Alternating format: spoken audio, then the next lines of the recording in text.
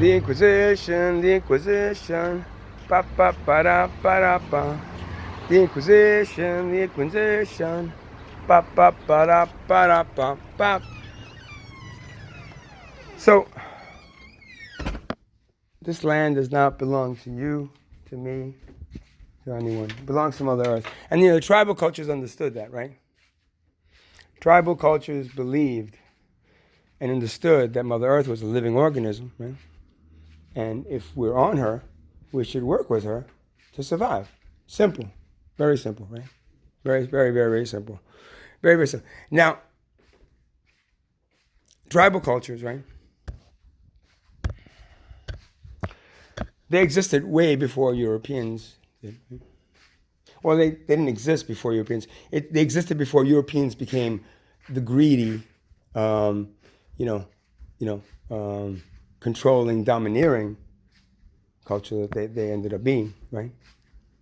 They had to be, because anybody that goes and conquers a whole nation, 11 million native of South America disappeared, gone, right?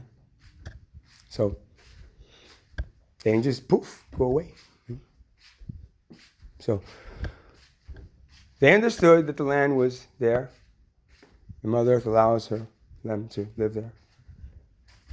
Those big pyramids and those big structures, they survived like what? Long time, man. We don't even know how old they are. Oh, they're 5,000 years old. Oh, maybe the Egyptians, maybe they might be 10, 15, 20, 30, 40, 50, 60,000 years old from a culture that, got to a certain point, and then still the same thing happens, right? Same thing happens, right? They revert to that animal instinct, and then something creates something for that disconnect with Mother Earth. And that disconnect with Mother Earth, what happens then is that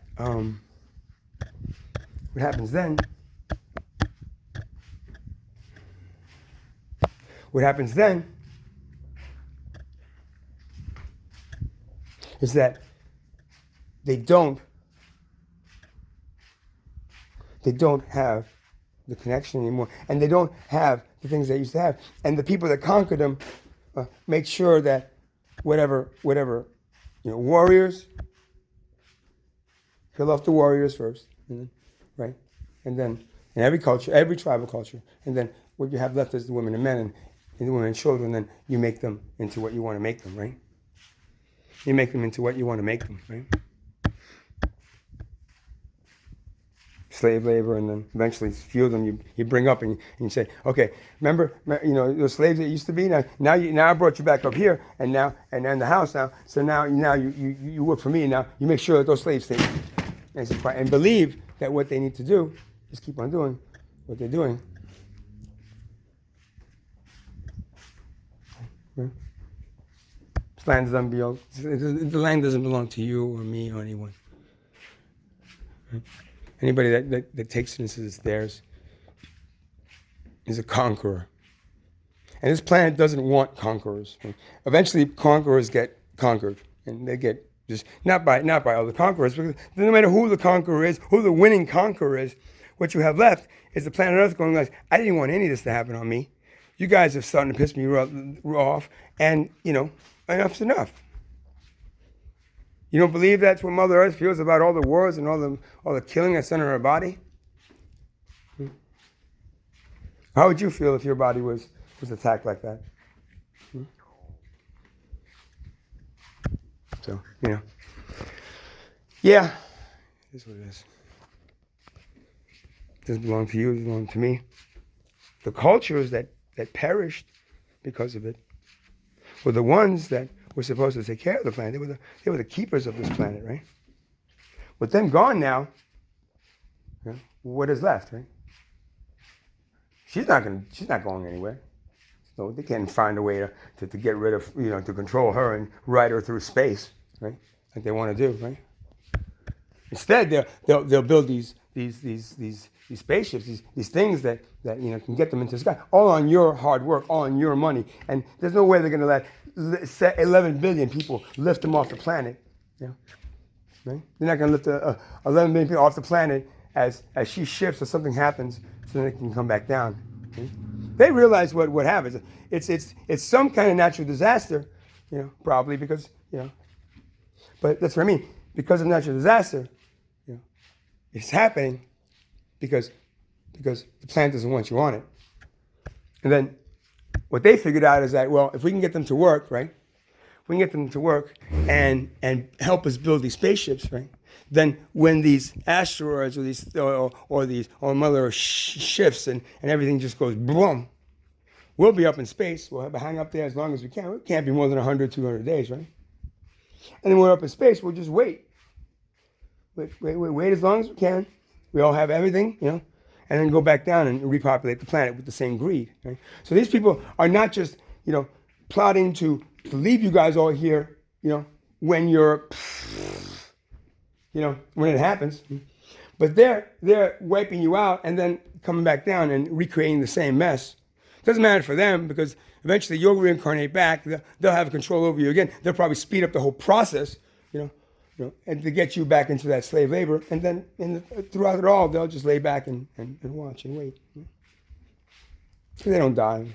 They may reincarnate, but they can control their reincarnation, just like the Buddhists do with the Dalai Lama, right? They can get their grandfather to become their grandson, easy. Keep it in there and keep themselves alive for as long as they have to keep themselves alive for, right? Just to keep the power and enslavement of the people of this planet. Look at Mother Earth. We're not going to ever destroy Mother Earth.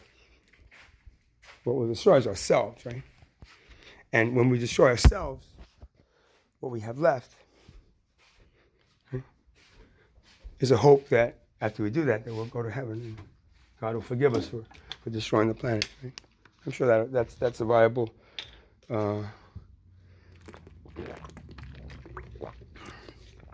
plan for the future, right? Let's just destroy it. Let's see what happens.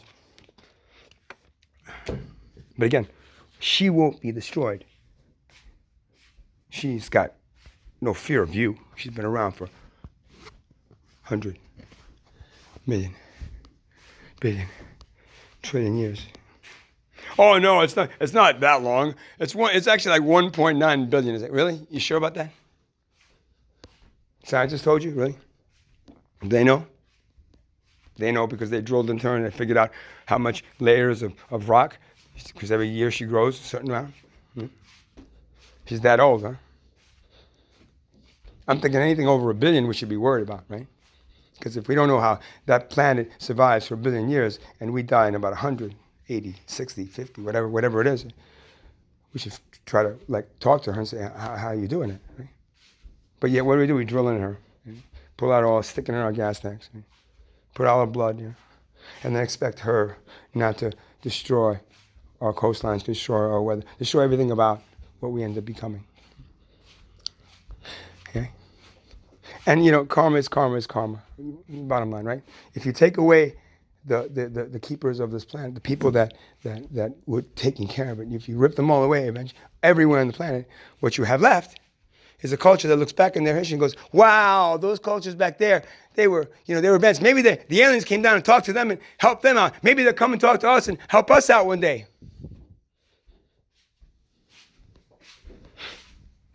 We can hope, right? But yet, what I'm feeling is that the only hope we have, right? The only hope we have is to do it ourselves. Right? Is to make sure we understand that we ourselves are creating our own problems and our own destruction. Right? We ourselves are the people, right, that are killing us. And once you realize that, we'll figure out who out there convinced us to do that, right? Who out there convinced us to do that, and then maybe we'll figure out how to stop it. But if we don't figure out how to stop it and change it like tomorrow, like today, then what's even the point of knowing the truth? Because eventually what happens is the truth gets washed away. Truth gets washed away. Truth gets washed away in so many different things. truth gets washed away, and then what you have left, you left the cultures that kill each other, rape each other, and take away what we once had as civilization.